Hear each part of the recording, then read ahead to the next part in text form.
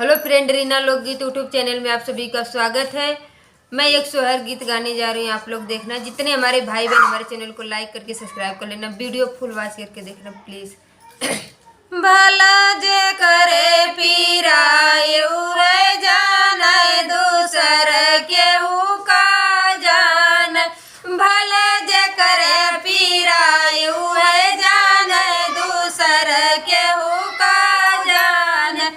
कहवा पे पीर उठी कहवा दर्द भई, कहवा पे पीर उठी कहवा दर्द भई, हरे कहवा पे भये नंदलाल, कहाँ पे बजे बाधैया, अरे कहवा पे भये नंदलाल, कहाँ पे बजे बाधैया।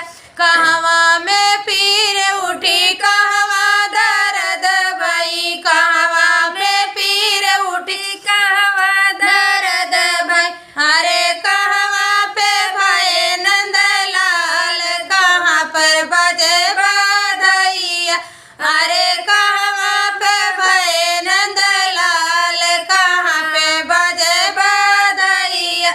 आंगने में पीर उठी कमर दर्द भई, आंगने में पीर उठी कमर दर्द भई, भला वो बरी में भये नंदलाल, दुआरे बजे बाधैया, भला वो बरी में भये नंदलाल, दुआरे बजे बाधैया। भला जे करे पीरायु है जाने दूसर केहू का जान, भला जे करे पीरायु है जाने दूसर केहू का जान।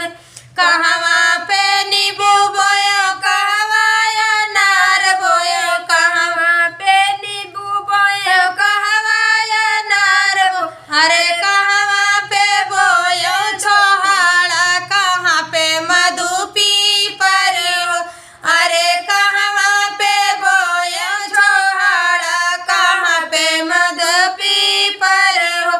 बगिया में नींबू बोयो बगिया अनार बोयो, बगिया में नींबू बोए बगिया अनार बो, भला दुआरे पर बोयो छोहाड़ा, आंगने मधु पीपर हो, भला दुआरे पर बोयो छोहाड़ा, आंगने मधु पीपर हो।